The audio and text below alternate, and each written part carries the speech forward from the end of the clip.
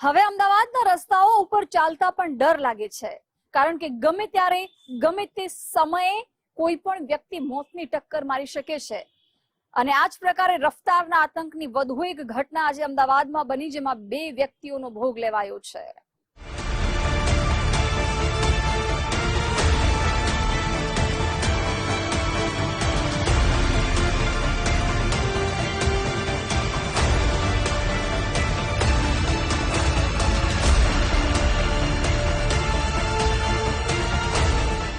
અમદાવાદના રસ્તા નબીરાઓ માટે જાણે કે રેસિંગ ટ્રેક બની ગયા હોય તેવું લાગે છે. નબીરાઓ કારને પ્લેનની જેમ ચલાવતા હોય છે. રોડ પર જાણે તેમના સિવાય કોઈ છે જ નહીં એવું માની બેફામ ડ્રાઇવિંગ કરતા હોય છે. રફતારના આતંકનો વધુ એક કિસ્સો બન્યો છે મેગા સિટી અમદાવાદમાં. અમદાવાદમાં ફરી રોડ બન્યો રેસ ટ્રેક. રસ્તા પર જોવા મળ્યો રફતારનો કહેર. બેફામ નબીરાએ મારી મોતની ટક્કર. એક્ટિવાનો કચ્ચર ઘાણ, 2 યુવકના મોત. અમદાવાદ હોય કે ગાંધીનગર, રફતારના રાક્ષસોના નામ બદલાય છે, પરંતુ સમયાંતરે બેફામ કાર ચાલકો હિટ એન્ડ રનથી હાહાકાર મચાવતા જોવા મળે છે, જેનો ભોગ રાહદારીઓ કે નિર્દોષ વાહન ચાલકો બનતા હોય છે. અમદાવાદના નહેરુનગર વિસ્તારમાં ઝાંસીની રાણી BRTS બસ સ્ટેન્ડ પાસે 10 ઓગસ્ટની મોડી રાત્રે ગંભીર અકસ્માત થયો હતો, જેમાં એક્ટિવા પર જઈ રહેલા 2 યુવકને બેફામ બ્રેઝા કાર ચાલકે ટક્કર મારી હતી. તેમાં એક્ટિવા પર સવાર અકરમ કુરેશી અને અશફાક અજમેરી નામના 2 યુવકના મોત નીપજ્યા છે. અકસ્માત કરનાર યુવકનું નામ રોહન સોની હોવાનું બહાર આવ્યું છે. અકસ્માત બાદ રોહન ઘટના સ્થળે જ કાર મૂકી ભાગી ગયો હતો. જો કે ઘટનાની જાણ થતાં પોલીસની ટીમ તાત્કાલિક દોડી આવી હતી. મૃતક બંને યુવકના પરિવારજનોના સંપર્ક કરવામાં આવ્યા. બંનેની લાશને પોસ્ટમોર્ટમ માટે મોકલવામાં આવી. કારના આધારે ચાલક યુવકની તપાસ કરી વધુ કાર્યવાહી હાથ ધરાઈ છે. રોહનની પૂછપરછ ચાલુ છે.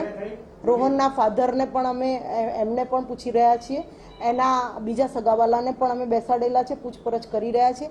તપાસનો મુદ્દો છે, અમારી એ તપાસનો મુદ્દો છે. તપાસના અંતે આપને કહીશું. CCTV ફૂટેજ લઈશું એટલે અન્ય 2 કાર પણ આવી જશે અને એ લોકો ખરેખર રેસ કરતા હતા કે નહીં એ વિગત પણ આવી જશે. અને જો આ કારની સ્પીડ હશે તો એ પણ અમે FSLમાં એને ચેક કરાવીશું. અમે CCTV ફૂટેજ હજી કવર કર્યા નથી. અમે કવર કરી લઈશું, પછી એના વિરુદ્ધમાં જો કાર્યવાહી કરવાની થતી હશે તો અમે ચોક્કસ કરીશું. CCTVમાં કેદ બેફામ કાર ચાલકનો કહેર. ટક્કર વાગતા 100 ફૂટ સુધી ફંગોળાયા યુવક. નહેરુનગર વિસ્તારમાં થયેલા ગમખ્વાર અકસ્માતની આખી ઘટના તો CCTV કેમેરામાં કેદ થઈ ન હતી, પરંતુ રાતના અંધકારમાં પૂરપાટ ઝડપે પસાર થતી કાર ત્રીજી આંખ સમાન CCTV કેમેરામાં કેદ થઈ ગઈ હતી.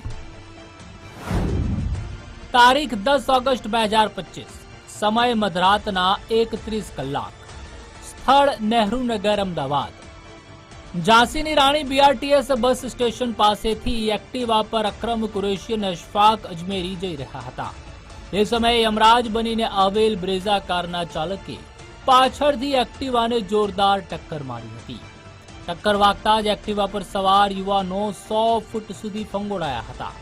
તેમાંથી અકરમનું તો ઘટના સ્થળે જ મોત નીપજ્યું હતું, જ્યારે અશફાકને તાત્કાલિક હોસ્પિટલ લઈ જવાયો હતો, પરંતુ સારવાર મળે તે પહેલા જ તેનું પણ પ્રાણ પંખેરું ઉડી ગયું હતું.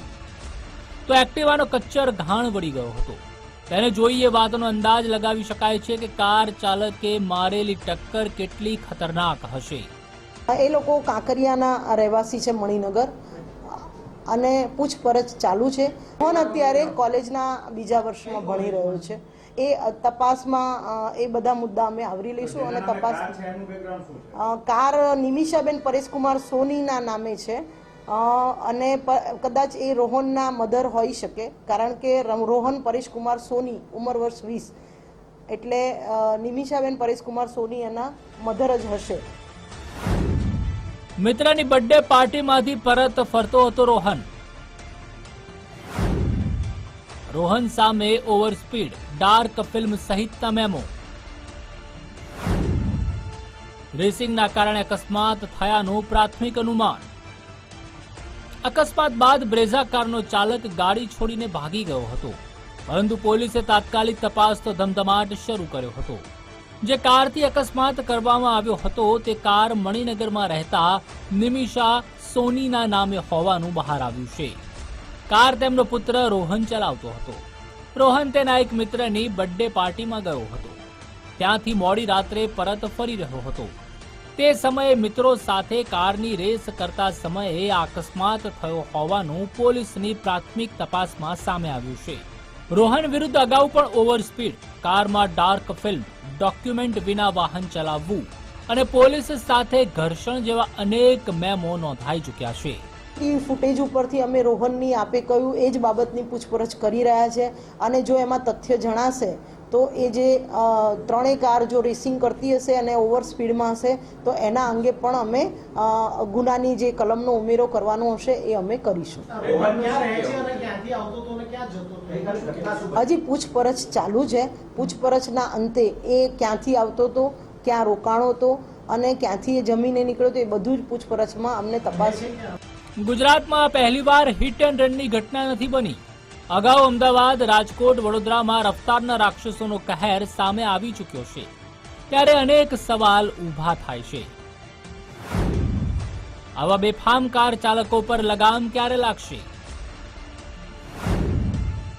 માનવ જીવનનું નથી કોઈ મૂલ્ય. આખરે આવા નબીરાઓ પર કડક કાર્યવાહી કેમ નહીં? બે નિર્દોષ લોકોના જીવ ગયા, શું કરે છે પોલીસ? તથ્યકાંડ પછી પણ કેમ કડક હાથે કામ નથી લેતી પોલીસ?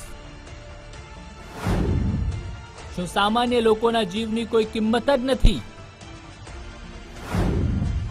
શું આવા છાકટા નબીરાઓ સેટિંગ કરીને જ છૂટી જશે?